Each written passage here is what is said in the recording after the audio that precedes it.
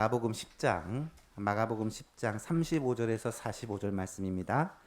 신약성경 72쪽에 있습니다. 마가복음 10장 35절에서 45절까지 말씀 한 절씩 교독합니다.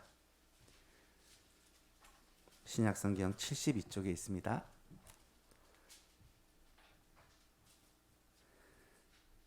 세베대의 아들 야고보와 요한이 주께 나와 여짜오되 선생님이여 무엇이든지 우리가 구하는 바를 우리에게 하여 주시기를 원하옵나이다. 여짜오되 주의 영광 중에서 우리를 하나는 주의 우편에 하나는 좌편에 앉게 하여 주옵소서.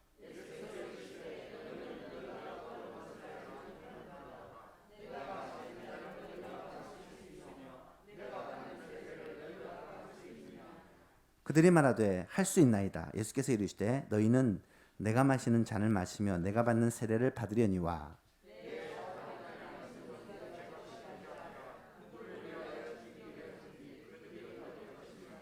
열 제자가 듣고 야고보와 요한에 대하여 화를 내거늘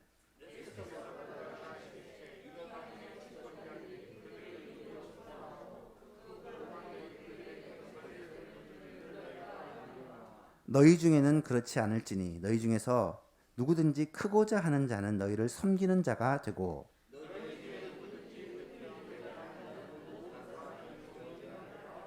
함께 있습니다. 인자가 온 것은 섬김을 받으려 함이 아니라 도리어 섬기려 하고 자기 목숨을 많은 사람의 대속물로 주려 함이니라.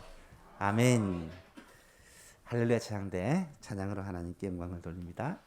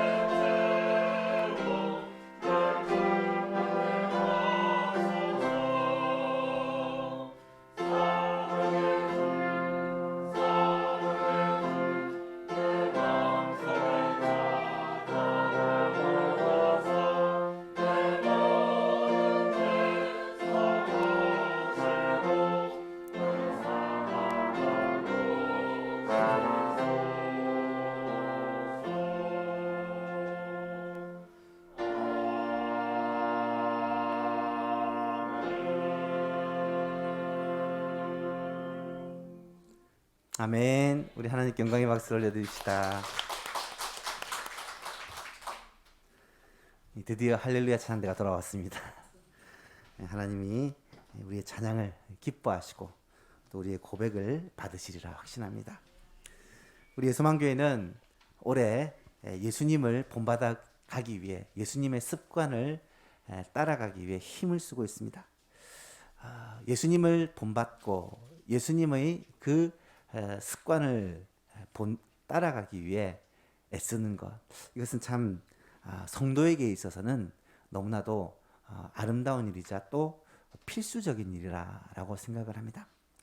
어떻게 예수님을 닮아가고 예수님을 본받을까 고민을 많이 하다가 이 성경 말씀, 특별히 사복음서에 이 예수님의 행적을 좀 자세히 살피고 연구를 해서 예수님의 거룩한 습관이 어떤 것인지를 배우고 그것을 하나씩 하나씩 본받자라는 그런 소원을 갖게 되었습니다. 그래서 우리가 한 달에 하나씩 예수님의 습관에 대해 연구를 하고 본받기 위해 힘쓰고 있는데요. 1월 달에는 주의 기도의 습관을 본받기 위해 우리가 힘을 썼습니다. 2월에는 주의 말씀 묵상의 습관을 본받는 교회가 되기 위해 힘썼죠. 3월에는 주의 섬김의 습관을 본받기 위해 우리가 힘쓸 것입니다. 4월에는 주의 전도의 습관을 본받기 위해 힘쓰고요. 5월에는 주의 가족 사랑을 본받기 위해서 힘쓰고 6월에는 주의 교회의 사랑을 본받기 위해 우리가 힘을 쓸 것입니다. 3월 한 달 동안 예수망에 속한 모든 성도들이 예수님처럼 섬김의 삶을 사는 이 일에 우리의 관심과 우리의 에너지를 집중하여 섬김이 풍성한 여러분의 삶 그리고 예수망 교회가 될 수 있기를 간절히 바랍니다. 섬김은 사실 예수님의 삶 전체를 요약하는 단어다라고 말할 수가 있습니다. 실제로 예수님은 한평생을 섬김으로 사셨습니다.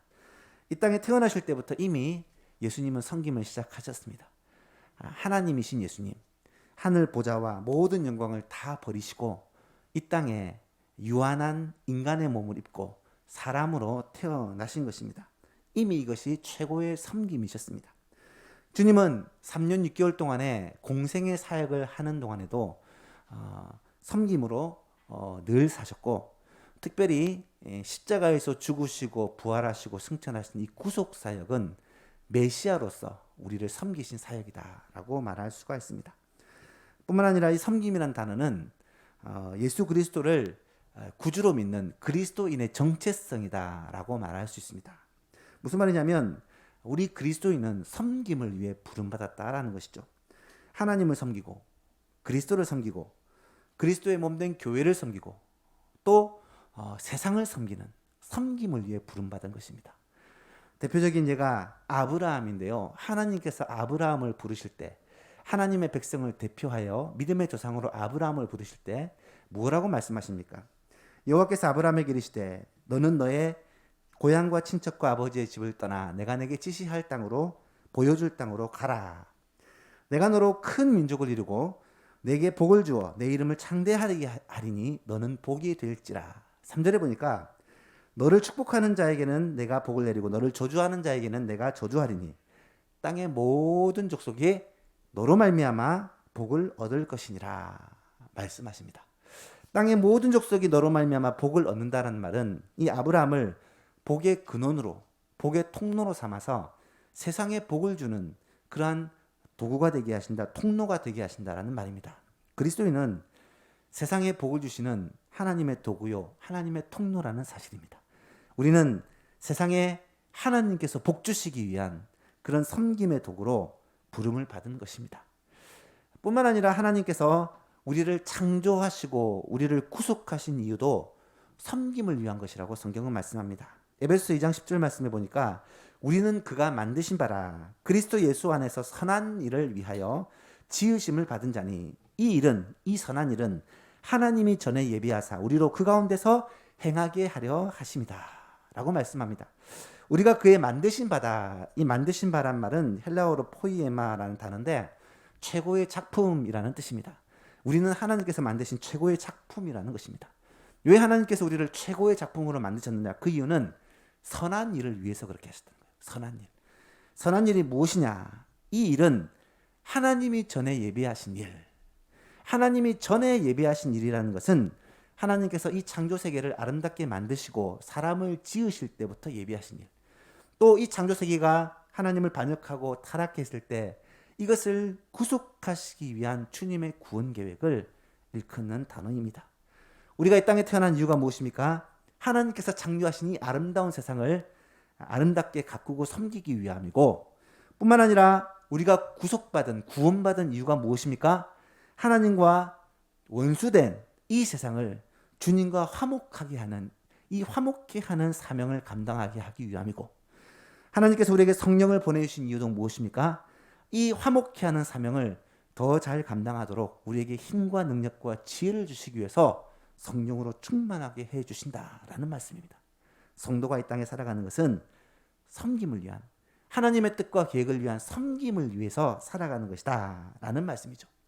사실 이 섬김은 예수님께서 이 땅에 오신 목적이기도 합니다. 오늘 본문에 예수님은 이 사실을 분명히 말씀한데요. 인자가 온 것은 섬김을 받으려 함이 아니라 도리어 섬기려 하고 자기 목숨을 많은 사람의 대속물로 주려 하심이다 라고 예수님이 친히 말씀해 주십니다. 예수님이 오신 목적이 섬김을 위해 오셨다는 거예요. 그 섬김은 구체적으로 무엇이냐? 예수님의 목숨을 많은 사람의 대속물로, 대속물이라는 말은 우리가 죽어야 할 것을 예수님이 대신 죽어주셨다는 말입니다. 우리의 죄 때문에, 우리의 허물 때문에 예수님이 대신 십자가에서 죽어주신 사건을 말씀하시는 것입니다. 예수님은 이 땅에 사시는 동안에도 이 섬김을 실천하며 사셨고, 이 땅을 떠날 때에도 우리를 위한 섬김의 죽음을 죽어주신 것입니다. 예수님의 공생애를 보시면 예수님은 철저히 섬기셨습니다. 하나님의 말씀을 가르치심으로 섬겼고, 많은 사람들을 위해서 축복하며 기도하심으로 섬겼고, 병자들을 고쳐주심으로, 또 귀신 들린 자들에게서 귀신을 쫓아내 주심으로 그들을 섬기셨고, 가난한 자들에게는 먹을 양식을 공급하여 주시고, 자신의 제자들에게는 늘 함께 하시고 돌보시고 발을 씻겨 주심으로 제자들을 섬기셨습니다. 그 주님이 말씀하시기를 여우도 굴이 있고 공중의 새들도 보금자리가 있는데 나는 머리 둘 곳이 없다, 그렇게 말씀하실 정도로 가난하고 힘든 삶을 사셨는데 그 이유가 바로 우리들을 섬기기 위함이었다라는 것입니다. 주님의 섬김의 하이라이트는 말할 것도 없이 십자가에서 죽으심입니다. 죄가 없는 주님이 우리를 위해서 십자가에서 자신의 생명을 주셨습니다. 요한복음 10장 11절 말씀에 말씀하시기를 나는 선한 목자라. 선한 목자는 양들을 위하여 목숨을 버리거니와. 선한 목자가 되신 예수님은 실제로 양과 같이 어리석은 우리들을 위해서 자신의 목숨을 버리셨습니다. 주님은 우리의 죄 문제를 해결하기 위해 주님이 대신 이 죄의 형벌을 짊어지신 것입니다. 이것을 일찍이 이사야 선지자는 보고 예언하기를 우리는 다 양 같아서 그릇 행하여 각기 제 길로 갔거늘 여호와께서는 우리 모두의 죄악을 그에게 담당시키셨도다. 그렇습니다. 오늘 우리는 예수님의 이 섬김을 통하여 구원을 받은 자들입니다. 예수님께서 우리 대신에 제물 되어주셨기 때문에 우리는 죄사함과 영생이라는 이 놀라운 은혜와 복을 받게 된 것입니다. 그 주님께서는 우리를 향해서 이렇게 말씀을 하십니다. 너희가 나를 선생이라 또는 주라고 하니 너희 말이 옳도다. 내가 그러하다. 내가 주와 또는 선생이 되어 너희 발을 씻었으니 너희도 서로 발을 씻어주는 것이 옳으니라. 내가 너희에게 행한 것 같이 너희도 행하게 하려고 본을 보였노라. 예수님이 우리를 섬기신 이유가 우리의 이 섬김을 우리도 예수님처럼 서로를 섬기는 사람이 되라고 본을 보여주셨다는 것입니다. 그렇다면 우리 성도들은 마땅히 이 예수님의 본을 받아서 우리 또한 섬기는 자로 살아야 할 것입니다. 오늘 말씀의 주제입니다. 한번 따라해 볼까요? 섬기는 자로 삽시다. 옆 사람에게 한번 직접 얘기해 볼까요? 섬기는 자가 복된 자입니다. 여러분, 섬기는 자가 복된 자예요. 성경이 가르치는 진리입니다. 그런데 이 사실을 많은 사람들은 알지 못해요.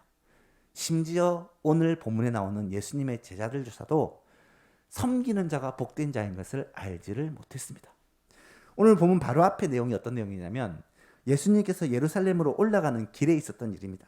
32절 이하를 보니까 예루살렘으로 올라가는 길에 예수께서 그들 앞에 서서 가시는데 그들이 놀라고 따르는 자들도 두려워하였다. 이에 다시 12제자들을 데리시고 자기가 당할 일을 말씀하여 이르시되 보라, 우리가 예루살렘에 올라가노니 인자가 대제사장들과 서기관들에게 넘겨짐에 그들이 죽이기로 결의하고 이방인들에게로 넘겨주겠고 그들은 능욕하며 침뱉으며 채찍질하고 죽일 것이니 그는 3일 만에 살아나리라 하시니라. 여러분, 예수님은 며칠 후에 일어날 모든 일들을 하나도 빠짐없이 상세하게 말씀하고 계십니다. 여러분, 이 일은 정말 그대로 일어났던 일입니다.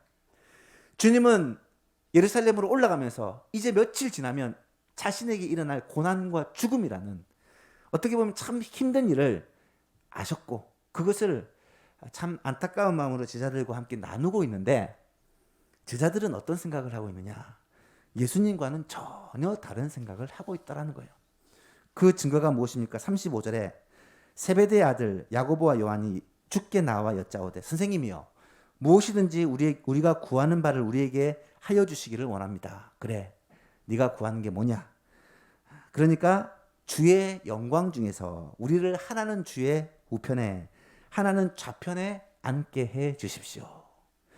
지금 예수님은 십자가와 부활이라는 이 구속사역을 위해서 예루살렘으로 올라가고 있는데, 야고보와 요한은 예수님께 예수님의 나라가 임하면 우리를 한 사람은 오른쪽에 한 사람은 왼쪽에 높은 자리에 한 자리씩 주십시오 라고 부탁을 하고 있는 거예요.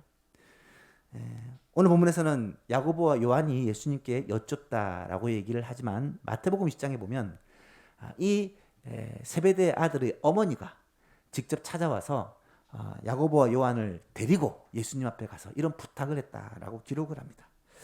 참 이 일로 말미암아 제자들이 이 두 제자를 매우 싫어하게 되고요. 그러면서 갈등이 생기게 됩니다. 이때 예수님께서 그들에게 말씀을 해주고 계시죠. 38절에 예수께서 이르시되 너희는 너희가 구하는 것을 알지 못하는도다. 이 말이 무슨 말입니까? 지금 제자들이 예수님에게 요구하는 그 내용을 제자들은 잘 모르고 말한다, 오해하고 있는 것이다, 착각하고 있는 것이다 라는 말이에요. 지금 요한과 이 야고보가 꿈꾸는 그런 하나님의 나라의 개념이 잘못되었다라는 말입니다. 과연 어떻게 그들이 생각하는 하나님의 나라가 잘못되었을까? 어떻게 그들은 착각을 하고 있는 것일까? 그 내용이 42절 이하에 보면 분명하게 나타납니다. 예수께서 제자들 사이에 갈등이 있음을 보고 제자들을 다 불러 모아 말씀을 하십니다. 이방인의 집권자들이 그들을 임의로 주관하고 그 고관들이 그들에게 권세를 부리는 줄을 너희가 알거니와 너희 중에는 그렇지 아니하니 너희 중에는 그렇지 않을지니 너희 중에 누구든지 크고자 하는 자는 너희를 섬기는 자가 되고 너희 중에 누구든지 으뜸이 되고자 하는 자는 모든 사람의 종이 되어야 하리라 라고 말씀을 합니다. 너희 중에는 그렇지 않을지니, 이 말은 너희는 이방인과 같이 그래서는 안 된다라는 말이고요. 이 말은 지금까지 내가 너희를 가르친 내용은 그런 내용이 아니다라는 말입니다. 예수님이 그들에게 가르치셨던 하나님의 나라의 원리와 방법이 무엇이었느냐? 그것은 너희 중에 누구든지 으뜸이 되고자 하는 자는, 크고자 하는 자는 너희를 섬기는 자가 되고 너희 중에 누구든지 으뜸이 되고자 하는 자는 모든 사람의 종이 되어야 된다라는 이 진리를 예수님이 이미 제자들에게 가르쳐 왔던 것입니다. 예수님이 이것을 말로만 가르치신 것이 아니라 실제로 자신의 삶으로 실천을 하면서 본을 보여주시면서 가르치셨다는 것이죠.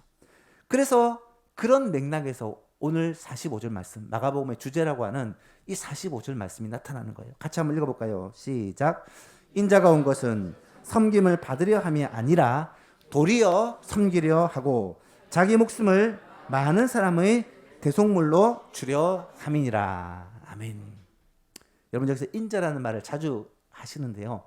인자라는 말은 사람의 아들이라는 뜻인데 단순히 예수님은 자신을 가리키는 표현이 아니라 이것은 구약에서 특별히 다니엘서에서 말하는 메시아를 가리키는 특별한 용어입니다. 다니엘서 7장 13절 이하에 보니까 내가 또 밤 환상 중에 보니 인자 같은 이가 하늘 구름을 타고 와서 옛적부터 항상 계신 이에게 나아가 그 앞으로 인도되매. 다니엘이 환상 중에 인자 같은 사람의 아들 같은 분이 옛적부터 계시니 하나님께로 인도됩니다.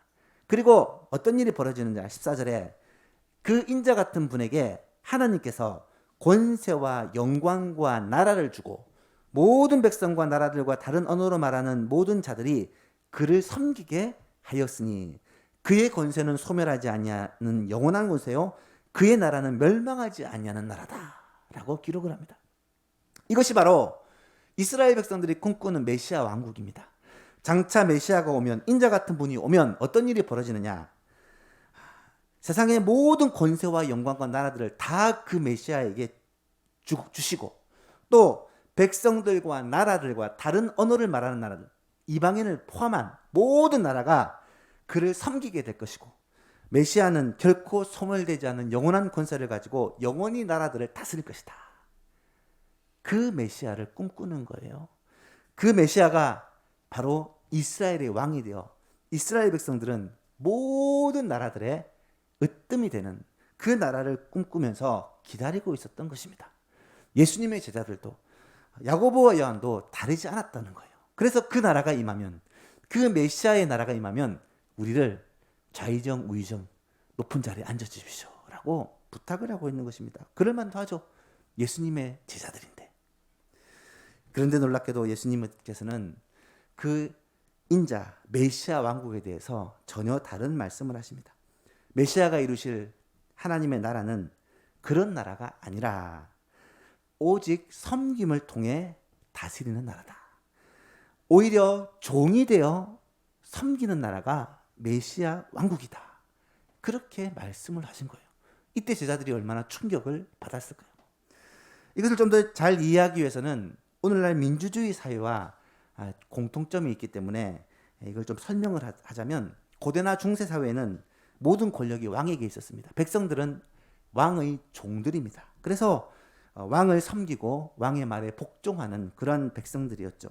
주님이 그것을 잘 아셨기 때문에 세상 나라들은 그렇다라고 말씀하시고 계시잖아요. 예수님께서 제자들에게 이방인의 집권자들이 그들을 임의로 주관하고 그 고관들이 그들에게 권세를 부리는 줄을 너희가 알거니와. 이 말은 세상의 나라들이 그렇다는 거예요. 그런데 너희는 그렇지 않다. 하나님의 나라는 그렇지 않다. 여러분, 오늘날 민주주의 사회는 어떤 사회입니까? 권력이 백성들에게 있는 나라가 민주주의 국가입니다. 민주주의라는 말은 권력이 국민에게 있다라는 그런 의미죠. 국민이 국가의 주인이라는 말입니다. 그럼 대통령이나 그럼 위정자들은 어떤 사람들이냐? 국민의 투표에 의해서 뽑혀 국민들을 섬기는 일을 하는 종이다라고 이해하는 것이 민주주의의 바른 이해이죠. 적어도 원래 개념은 그렇다는 거예요. 실제로 그렇게 하고 있지 못할지라도. 물론 이 민주주의라는 것과 하나님의 나라는 또 전혀 다른 차이점이 있습니다. 가장 큰 차이점은, 민주주의는 국민이 나라의 주인이라면 하나님의 나라는 누가 주인인가요? 하나님이 주인입니다. 예수님이 주인이라는 거예요. 하나님의 나라에서는 모두가 하나님을 섬기고 모두가 예수님을 섬기는 나라가 하나님 나라예요. 그래서 이 섬김의 원리는 하나님을 섬기고 서로를 섬기는 이 섬김으로 이루어지는 나라가 하나님의 나라입니다. 그런데 이 하나님의 나라의 주인, 이 하나님의 나라의 왕이신 예수님께서 그 나라를 어떻게 통치하시느냐? 놀랍게도 섬김으로 통치를 하신다는 거예요. 권세와 힘을 가지고 자신의 임의대로 나라를 다스리는 것이 아니라 사랑과 섬김이라는 방법을 가지고 하나님의 나라를 통치하고 다스리더라라는 것입니다. 예수님은 그것을 실제로 보여주신 거예요. 그래서 성경은 예수님의 통치에 대해, 하나님의 나라에 대해 여러 가지 비유를 들잖아요. 예를 들면 하나님을 아버지라고 비유합니다. 또 예수님을 우리의 선한 목자라고 비유합니다. 예수님을 또 참 포도나무라고 비유를 합니다. 이런 비유들의 공통점이 무엇입니까? 권세를 가지고 임의로 자신의 뜻대로 마음대로 다스리는 것이 아니라 아버지가 자녀들을 끔찍히 사랑하고 섬기듯이, 목자가 양떼들을 사랑하고 목숨으로 섬기듯이, 목숨을 걸고 섬기듯이, 포도나무 대신 예수님이 가지들에게 영양분과 물을 공급하며 그들을 섬기듯이, 하나님은 사랑과 섬김이라는 방법으로 이 하나님의 나라의 백성들을 다스리고 통치하더라는 거예요. 그래서 섬김이라는 것은 결코 비굴하거나 손해보는 것이나 그런 것이 아니라 가장 아름다운 것이고 또 가장 복된 것이라는 사실을 우리가 깨달아야 한다는 거예요. 사랑하는 성도 여러분, 오늘 우리에게 주신 말씀, 섬김은 아름다운 것입니다. 섬김은 복된 것입니다. 이 사실을 꼭 기억했으면 좋겠습니다. 그래서 섬김이 풍성한 가정은요, 세상에서 가장 행복한 가정이 되는 거예요. 섬김이 풍성한 교회는 천국의 공동체의 모델, 천국과 같은 교회가 되는 것입니다. 초대 예루살렘 교회가 그런 교회였고요. 또 역사상 부흥의 시대의 교회들은 항상 섬김으로 충만한 교회였고요. 우리 한국 교회도 교회가 부흥하는 시기에 이런 섬김으로 충만한 역사가 일어났던 것을 보게 됩니다.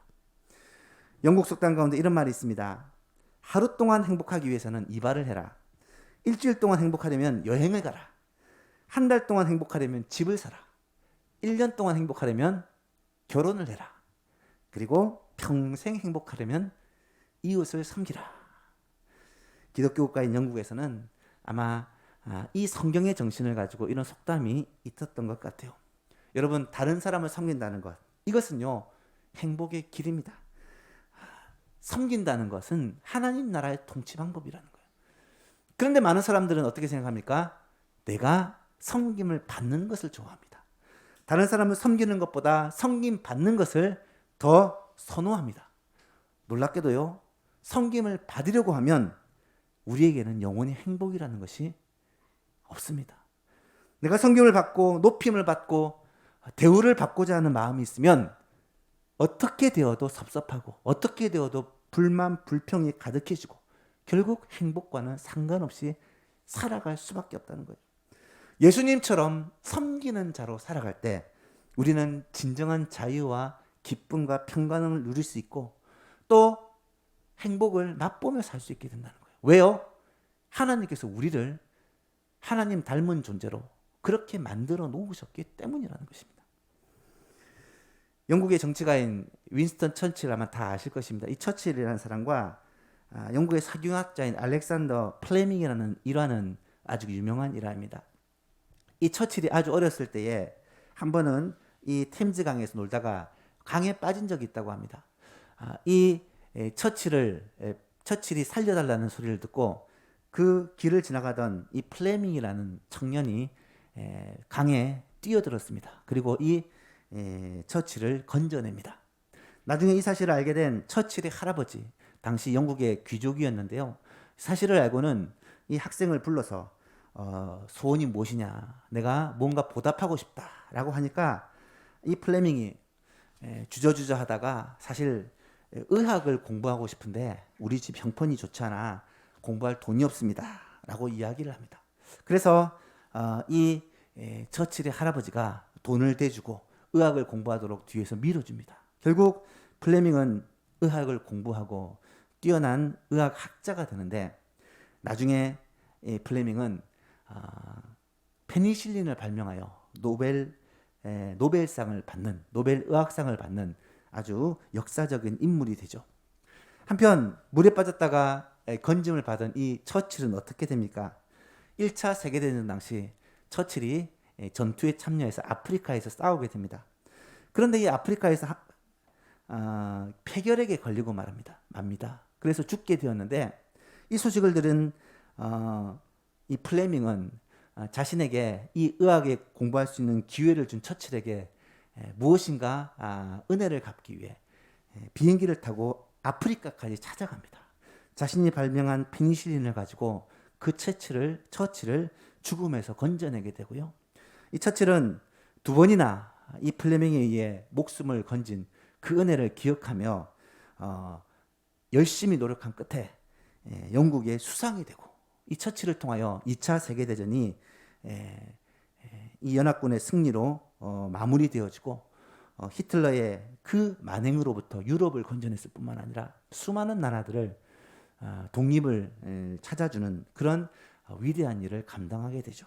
여러분, 서로를 은혜를 기억하고 그리고 무엇인가를 섬기는 이 아름다운 모습은 이런 상호작용을 이루어내는 아름다운 예다고 말할 수가 있습니다. 섬김의 삶이란 것은 늘 아름답고 복된 것이라고 성경은 말씀합니다. 대가를 바라지 않고 섬길 때에 그 섬김은 반드시 하나님의 복으로 우리에게 찾아온다라는 거예요. 우리가 하나님을 사랑하고 섬길 때는 우리의 믿음이 자라게 됩니다. 교회를 사랑하고 섬길 때는 주 안에서 누리는 기쁨과 행복을 맛보게 됩니다. 다른 사람을 섬길 때는 마음이 열리고 또 사랑과 우정이 더하여지고 그 안에서 우리는 진정한 행복을 맛봅니다. 특별히 성경은 연약한 사람, 갚을 것이 없는 사람을 위해 섬길 때 하나님께서 갚아주신다, 하나님께서 복 주신다고 약속을 합니다. 여러분, 믿음이 없으면 섬기는 것이 힘이 듭니다. 믿음이 없으면 섬길 때 손해보는 것 같아요. 하지만 믿음의 사람은 섬김이 하나님의 복의 통로라는 사실을 알고 있습니다. 그래서 기쁨으로 섬기고 하나님께서는 그에게 은혜와 복을 부어주시는 거예요. 아까 말씀드렸던 그 믿음의 조상 아브라함이 하나님께 복의 통로로 부름을 받았는데 그는요 실제로 삶 속에서 섬김의 삶을 살았습니다. 아브라함을 보면 아브라함의 취미와 직업이 뭐냐면 자신의 장막 앞에 어슬렁거리면서 지나가는 나그네를 붙잡아 그를 대접하는 거예요. 아브라함은 늘 나그네를 소중히 여기고 섬겼습니다. 어느 날 그러다가 부지 중에 천사를 대접하게 되고요. 또 하나님을 대접하게 됩니다. 하나님의 크고 놀라운 비밀을 듣게 되고 그래서 자신의 조카가 당시 멸망의 도성 소돔에 살고 있었는데 하나님께 중보기도 함으로 말미암아 조카의 가정을 건져내는 그러한 은혜를 누리게 됩니다. 사랑하는 여러분, 복이라는 것은 결코 그냥 오지 않습니다. 성경의 원리는 복을 받는 데는 이유가 있다는 거예요. 왜 그렇습니까? 하나님은 복을 주실 자에게 복을 주십니다. 은혜를 베풀 자에게 은혜를 베풀고 긍휼을 베풀 자에게 긍휼을 베푸신다고 성경은 말씀합니다. 저는 예수만교회 우리 모든 성도들이 다 이런 하나님의 복을 받고 누리며 살기를 간절히 소원합니다. 그 비결이 무엇이냐? 하나님의 나라의 원리, 섬김을 통해, 특별히 사랑의 섬김을 통해 하나님께서는 우리에게 복을 주신다, 은혜를 베풀어 주신다라는 사실을 우리가 깨달아야 된다는 거예요. 섬기지 않고 사랑을 베풀지 않고 복 주십시오, 은혜 주십시오 라고 하는 것은 하나님의 나라에 대해서 제자들처럼 오해를 하기 때문이다 라는 사실을 우리는 아셔야겠습니다. 사랑하는 여러분, 예수님은 끊임없이 가르치십니다. 하나님의 나라의 자녀들은 세상 사람들과 달라야 된다. 하나님 나라 백성들은 세상의 방법이 아니라 하나님 나라의 방법을 따라야 된다. 하나님의 나라의 방법이 뭐냐? 이것은 사랑과 섬김으로 다스리고 통치하는 것이지 하나님 나라의 방법이다. 여러 성경 말씀이 있지만 대표적인 것 한 가지만을 살펴보고 마치려고 합니다. 누가복음 6장에 보니까 남에게 대접을 받고자 하는 대로 너희도 남을 대접하라. 너희가 만일 너희를 사랑하는 자들만 사랑하면 칭찬받을 것이 무엇이냐? 죄인들도 사랑하는 자는 사랑하느니라. 너희가 만일 선대하는 자만 선대하면 칭찬받을 것이 무엇이냐? 죄인들도 이렇게 한다. 너희가 받기를 바라고 사람에게 구워주면 칭찬받을 것이 무엇이냐? 죄인들도 그만큼 받고자 하여 죄인에게 구워준다. 오직 너희는 원수를 사랑하고 선대하며 아무것도 바라지 말고 구워주라. 그리하면 너희 상이 클 것이요 또 지극히 높으신 이의 아들이 되리니 그는 은혜를 모르는 자와 악한 자에게도 인자하시느니라. 36절 말씀 같이 읽어볼까요? 너희 아버지의 자비로우신 같이 너희도 자비로운 자가 되라. 아멘. 예수님의 가르침입니다. 하나님 나라의 법칙은 세상과는 다르다는 거예요. 하나님이 자비로우심처럼 너희도 자비로운 자가 되라고 말씀하십니다. 그러면서 38절에서는 주라 주라 그리하면 너희에게 줄 것이니 곧 후이되어 누르고 흔들어 넘치도록 하여 너희에게로 안겨주리라. 복을 받는 비결이 뭐냐? 주는 것, 베푸는 것, 섬기는 것이라는 거예요. 주고 베풀고 섬기면 하나님께서 우리에게 갚아주는데 어떻게 갚아주느냐? 후이되어 누르고 흔들어 넘치도록 하여 안겨준대요. 여러분, 자루에 물건을 넣을 때 많이 넣는 방법이 뭐예요? 막 흔들고 막 누르고 이러면서 가득 채우지 않습니까? 하나님이 우리에게 복을 주실 때는 그렇게 주신다는 거예요. 말씀을 맺습니다. 사랑하는 예수만교회 성도 여러분, 우리도 예수님처럼 섬김의 삶을 살기를 소원합니다. 하나님 나라의 원리는, 하나님 백성의 삶은요, 반드시 이 섬김의 원리를 따라, 예수님의 그 방법을 따라 살 때 우리가 행복을 누리고 복을 받고 살 수 있다는 거예요.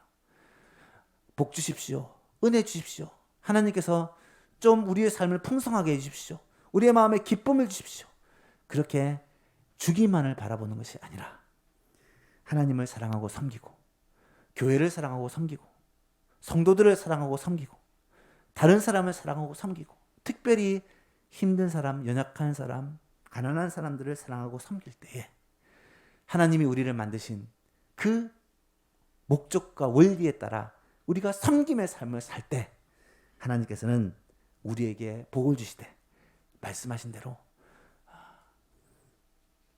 후이되어 누르고 흔들어 넘치도록 복을 주시고, 우리의 마음에 기쁨이 끊이지 않고 행복하게 살다가 하나님의 나라에 들어가는 그러한 놀라운 복을 우리에게 허락하여 주실 것입니다. 그런 은혜가 우리 예수만 모든 가족들에게 있기를 주 예수 그리스도 이름으로 축복합니다. 하나님 아버지 감사합니다. 오늘도 하나님 나라의 통치의 원리, 예수님께서 하나님 나라를 어떻게 다스리시고 통치하시는지를 우리에게 가르쳐 주시니 감사합니다.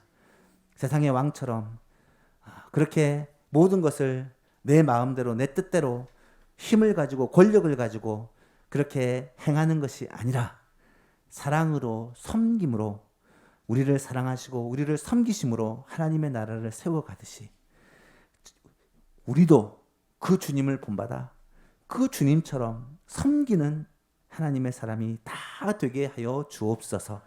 사랑하는 가족들을 섬기는 예소망 성도들 되게 하여 주옵소서. 사랑하는 우리 자녀들을 섬기는 예소망 가족들 되게 하여 주옵소서. 사랑하는 예소망 교회 성도들을 섬기는 예소망 가족들 다 되게 하여 주옵소서. 하나님, 믿지 않는 우리 주위에 있는 많은 영혼들을 사랑하고 섬기는 예소망 가족들 다 되게 하여 주옵소서. 그러므로 말미암아 우리 예소망 교회가 하나님의 나라 천국이 되어지고 예소망 교회에 속한 모든 가정들이 하나님의 은혜와 복이 풍성한 천국을 맛보는 가정들 되게 하여 주옵소서. 섬김으로 말미암아 이 나라 이 민족을 살리고 섬김으로 말미암아 많은 영혼들을 구원하는 우리 예소망 교회 될 수 있도록 주님 은혜 베풀어 주옵소서. 예수님의 이름으로 기도하옵나이다. 아멘.